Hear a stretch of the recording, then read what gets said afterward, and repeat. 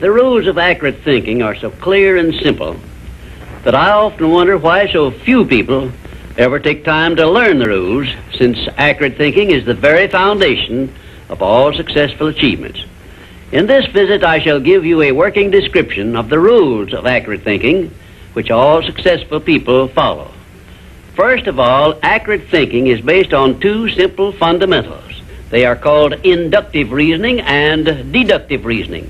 Inductive reasoning is used when the necessary facts on which to base your thinking are not available.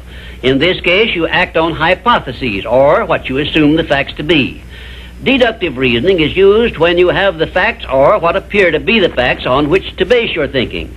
The next step in accurate thinking is to separate facts from fiction, or hearsay evidence, and determine whether you are dealing with hypotheses or real facts. When you are sure you have dependable facts on which to base your thinking, you take the second step by separating these facts into two classes. One is important facts, and the other is unimportant facts. When you do this, you may be surprised at the overwhelmingly greater number of unimportant facts you deal with daily than there are important facts. At this point, you are almost sure to want to ask the question, what is an important fact, and how can I distinguish it from an unimportant fact? And I shall give you the answer to this very important question by saying that an important fact is any fact which will aid you to any extent whatsoever in attaining the object of your major purpose in life. And all other facts, as far as you are concerned, are unimportant, and you should waste no time with them.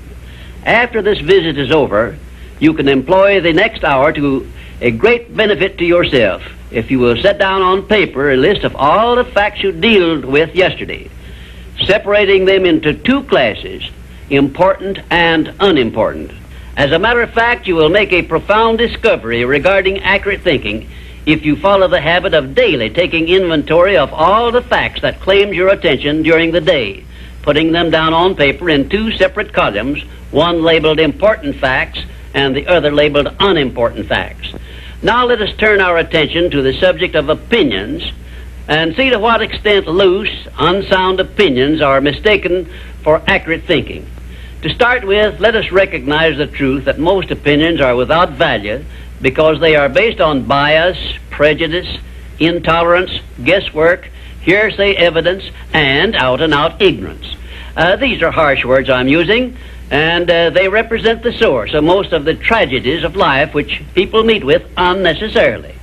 And I would say that of all the tragedies which cause misery and failure, none is more merciless or destructive than those which grow out of the indifference of people who make no attempt to learn how to think accurately. I shall never forget an experience I had with President Woodrow Wilson while I was working for him during World War I.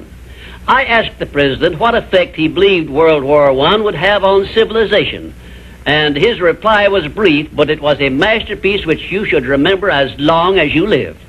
"I cannot answer your question," said the President, "because I have no facts on which to base an opinion." If you will remember Woodrow Wilson's 15-word speech every time you are about to express an opinion about anything, the chances are that you will soon get out of the habit of expressing or even having opinions not based on something more substantial than biases, prejudices, and emotional feelings which often serve as fathers to facts. You will learn, if you observe carefully, that the more successful a person is, the less he is inclined to express wild, unjustified opinions about anything. Also, you must have observed already that the drifters who are suffering with frustrations because they recognize they are failures usually have an assortment of opinions on about everything you can imagine. When I hear someone expressing a definite opinion about something of which I have definite reason to believe he knows little or nothing, I think of an experience I had when I stopped a Quaker on the streets of Philadelphia and asked him the time of day. He took out his watch, examined it carefully, and then in a slow, emphatic tone of voice he said, "Well, sir, according to this alleged timepiece, it appears to be approximately 1 minute and 10 seconds past 12 o'clock. I was particularly impressed by the care with which this Quaker identified the source of his information which he was passing on to me. and I often thought afterward how beneficial it would be if all people who express opinions or give out information would take the time to identify the source from which they were able to speak. I cannot influence all people to engage in this sort of safe thinking, but I can suggest that you give it consideration in connection with this visit on the subject of accurate thinking.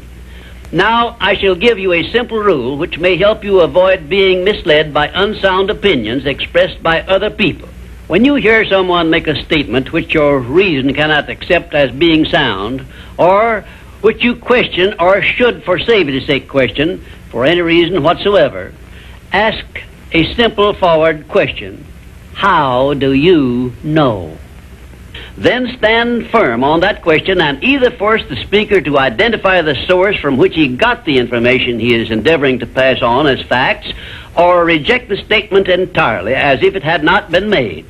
And do this no matter who is speaking or what may be his reputation for truth and veracity. Remember, you are given as your richest birthright the privilege of controlling your own thoughts. Therefore, treat this divine gift with the profound respect to which it is entitled, and do not allow anyone to do your thinking for you, or to influence your thinking in any manner whatsoever, except by the rules of accurate thinking I am passing on to you. Follow this procedure regardless of what people think or say about your method of thinking. If they wish to call you a cynic or a doubting Thomas, let that be their misfortune. But for your own good, go right on thinking by rules which will save you from many mistakes and tragedies throughout your life. Now I will give you 7 rules to follow, which, if you memorize them and follow them as a daily habit, may bring you top rating as an accurate thinker. 1. Never accept the opinions of other people as being facts until you have learned the source of those opinions and satisfied yourself of their accuracy. 2. Remember that free advice, no matter from whom it is received, will bear the closest of examination before it is acted upon as safe. And generally speaking, this sort of advice is worth exactly what it costs. 3. Alert yourself immediately when you hear anyone speaking of others in a discourteous or slanderous spirit, because this very fact should put you on notice that what you are hearing is biased, to say the very least about it, and it may be out-and-out misstatement. 4. In asking others for information, do not disclose to them what you wish the information to be, because most people have the bad habit of trying to please under such circumstances. Well-measured, tactful questions can be of great benefit to you in thinking accurately. 5. Remember that anything which exists anywhere throughout the universe is capable of proof, and where no such proof is available, it is safer to assume nothing exists. 6.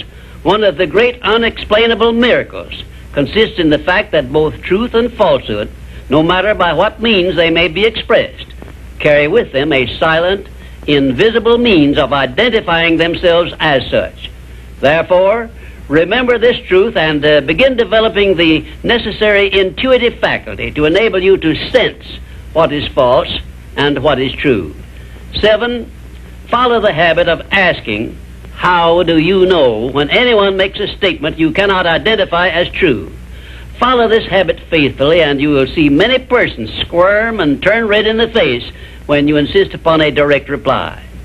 The most accurate thinkers are the scientists. They investigate with open minds and never allow their wishes to become the fathers of facts, but deal with each fact as it is, not as they would like it to be. Now, one final word of warning I feel I should leave with you. Study yourself carefully, and you may discover that your own emotions are your greatest handicap in the business of accurate thinking. It is easy for you to believe that which you wish to believe, and unfortunately that is precisely what most people do. This is a method by which many people condemn themselves to eternal failure and defeat, and it is a method which opens wide that sealed envelope which contains the list of penalties they must pay for neglecting to take possession of their minds and use them for constructive ends beneficial to themselves. And now, until our next visit, may I say goodbye.